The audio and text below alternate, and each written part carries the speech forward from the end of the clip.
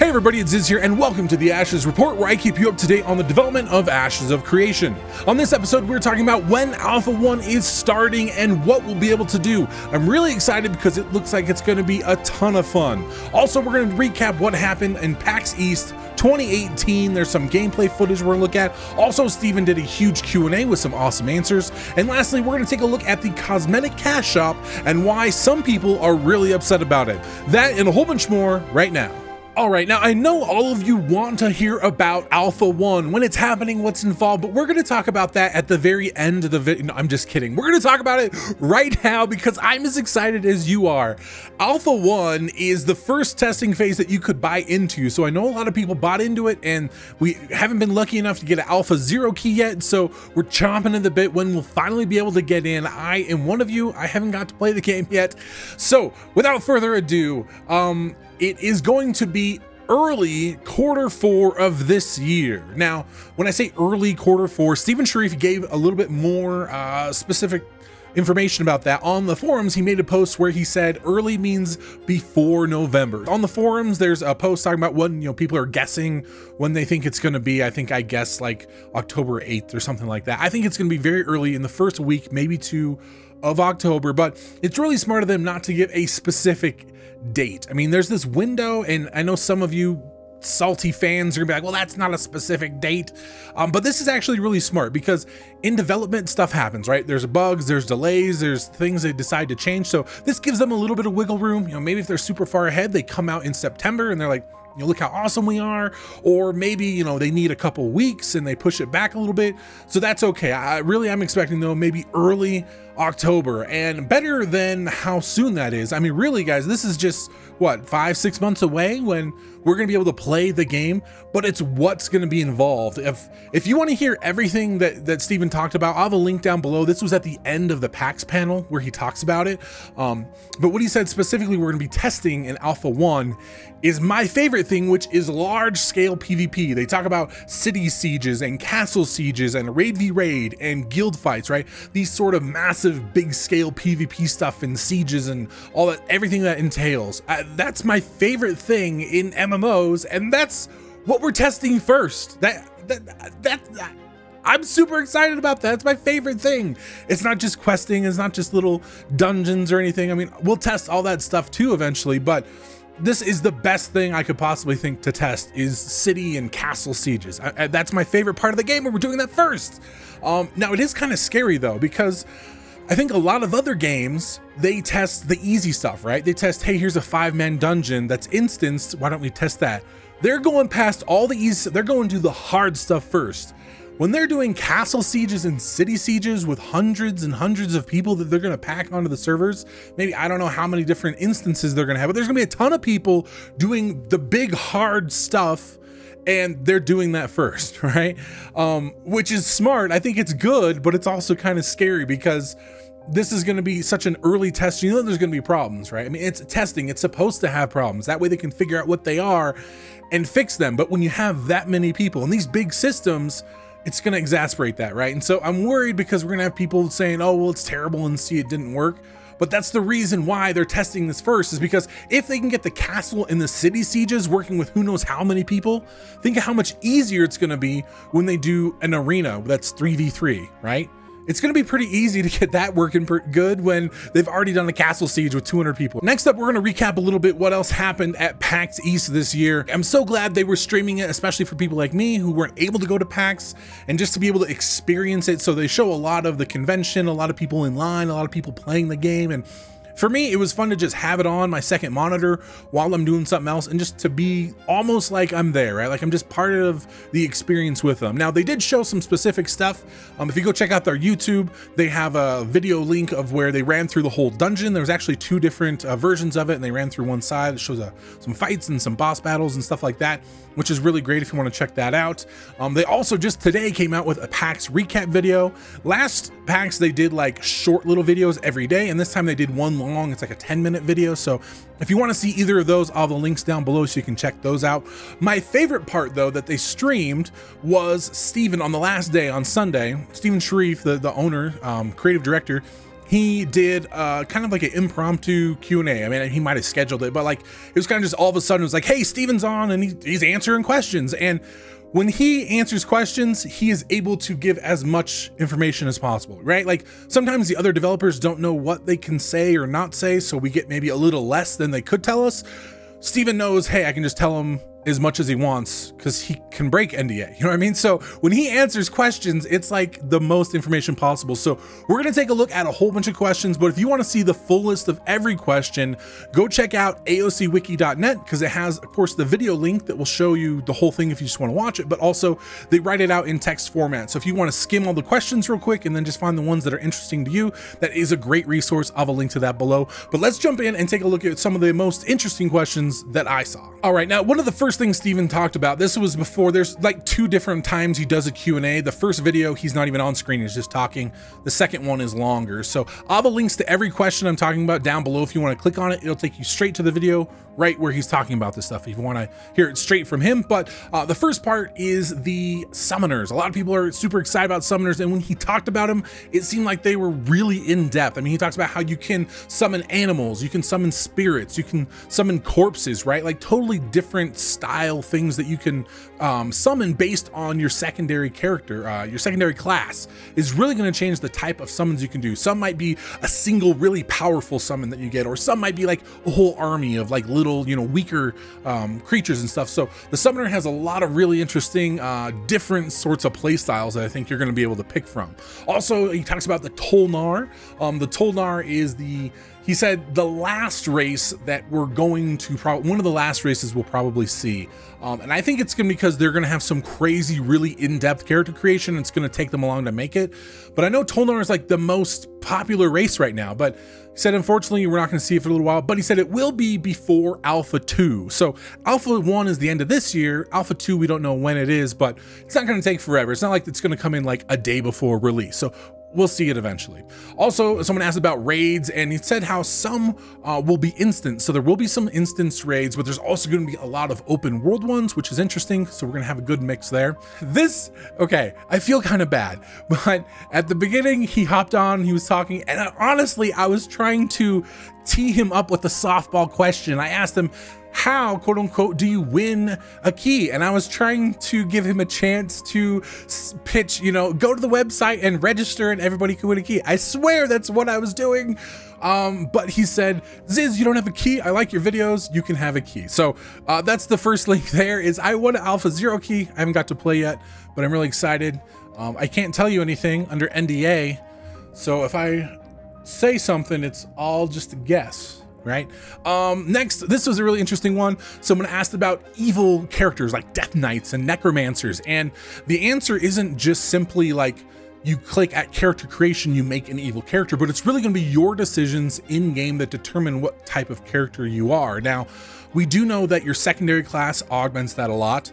Your race can augment it, but I think there's also, if I'm not mistaken, I think they talk about religion can be an augment as well. So maybe, I'm just making this up, but maybe there's a religion. I haven't been at Alpha 0 yet, so my winky doesn't matter. But what if there's maybe a religion that follows like necromancy, you know, evil, dark, death, whatever, and those also come with their own set of augments, maybe. I'm thinking that would be really cool.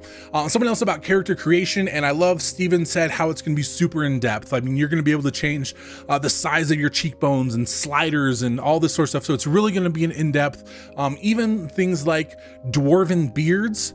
The females, the women get to have beards as well, which always comes up. I don't know if there's this like huge legion of people who want female dwarf beards, but it's going to be an option if that's what you want. Another thing talking about character creation and classes and stuff, he said specifically is your secondary class. You can't just change wherever you want. You can't just be out in the wild and all of a sudden, hey, let me flick up a switch and I'm totally different. But you will be able to change it. So we don't know if it's at a trainer in a city, if it's going to cost money. We don't know that.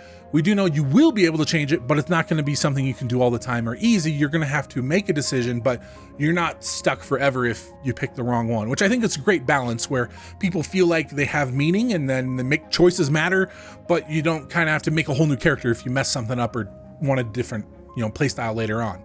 Also crafting, we haven't got a lot of information on crafting, but someone asked how they get crafting recipes, and it sounded like crafting recipes is going to be involved in basically everything. I mean, world drops, boss drops, achievements, progression, basically anything you can do in game, there's a potential to get recipes from that, which is really interesting too, because maybe you are only a crafter that sits in town all day. That's cool. Your progression and achievements, maybe you can get, you know, some stuff there, but also the PvPers or the people who are raiding, they might get some drops you never see. And so you get that encourages trade and barter between everybody.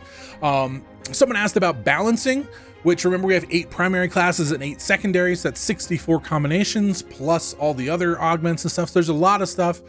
And I love Steven's answer because he said, basically, when is balancing not hell? When your system is really boring. And that is exactly the way I feel. I didn't think of it before that, but any game that I've played that had mirrored classes and didn't have racial bonuses and really where they make it really easy and pared down and the balance is great, is super boring. Like, I would rather have it be a little bit imbalanced sometimes, maybe a little bit flavor of the month sometimes you get nerfs, sometimes you get buff, right? That's all part of the different, interesting, exciting experimentation, right? Like, I think that's great. So if you want a boring game that's balanced, there's some of those out there. But this is not one of those boring games. Obviously, they're going to do a ton of work and make it as balanced as possible. But this is definitely an in-depth, interesting game. Another thing is talking about combat, pre-alpha combat, and this is something that they've hit on a couple of times. But basically what you're seeing right now through any of the videos they've released, if you've played Alpha Zero, if you watch any of the stream footage or the dungeon runs, all this stuff where you see combat, that is basically, they basically haven't even worked on it at all. They said mostly what they've been working on is the back end technical stuff, right? Making it so nodes actually work and level up, making it so people can log into the servers and that sort of stuff, right? They've been focusing on the actual technical stuff to make the game work, and they haven't spent a lot of time on, like, you know, animation. Like, they have animations and they actually look a little better now than they did, but that's not what they're focusing on and iterating right now. So you're not seeing like the most up-to-date, newest, best combat that they've been trying to work on. You're seeing a combat that they put in just so they can actually do stuff. That makes sense? Like, this is not the combat that we're going to get because they haven't even started working on combat. They basically put in like a totally vanilla, easy test combat system. So obviously they're going to start working on that a lot between now and when Alpha 1 launches. And maybe my favorite question, because this was something I was kind of worried about, my favorite question and answer someone asked about cosmetics. I don't like how this game that should not be mentioned or heard of, I didn't say it, has really bad looking cosmetics that are achievable in game, and you are forced to purchase the cosmetics from the shop if you want to look at all good whatsoever. Now, that's not to say the game's bad. I mean, the game has a lot of fun components. It's successful. But I think that from a monetization standpoint, it's pretty sad that they feel compelled to offer nothing from in-game achievement and only something for dollars, especially when you have a subscription component. So my philosophy on our cosmetics is, you know, I want to incentivize purchase in the cosmetic shop for sustainability of what expansions we have intended. And since we're not a box cost, I want to incentivize purchase by offering limited items, limited time, limited quantity. So you have confidence if you purchase them, they won't be offered later down in some other way. However, I want to make sure that equitable cosmetics, both from a quantity and quality standpoint, are achievable through in-game achievements. Time, effort should let you be happy with what you can accomplish. All right, and last but not least for this video, we are talking about the Cosmetic Cash Shop and why some people are really angry about it. Now, if you didn't know, right now you can go on ashesofcreation.com. They have their shop. You can buy hats and t-shirts and things like that. They also have packages, so if you didn't get a Kickstarter package or a summer package, they have current packages you can get as well. but they're also selling different cosmetics. See, every month the packages change and they have different cosmetics, different maybe armor or mounts or pets, things like that. And you can also buy those individually. These don't have any bonuses. There's no statistical advantage. It takes whatever item you've earned in game, however powerful or however fast your mount is in game, and all it does is puts a different skin on it, right? It's just a costume that goes over what you already have, what you've already earned in game. As far as why people are upset about this, well, there's this mount here, the Stuffertons mount. And if you didn't see it, this was available last month and it looks kind of cartoony.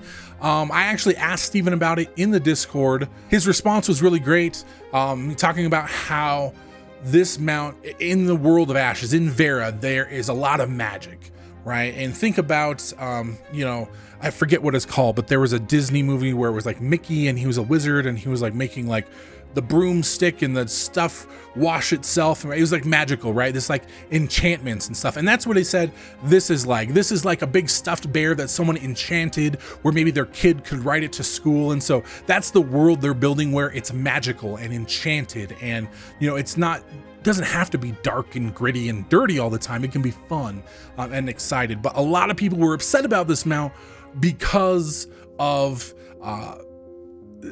the way they thought it would make it feel in game, how it would maybe not feel serious, how some people get really upset about like that chainmail bikini armor, you know what I mean, where it's like, this is just stupid, right? This is silly. That wouldn't protect you from any arrows, right?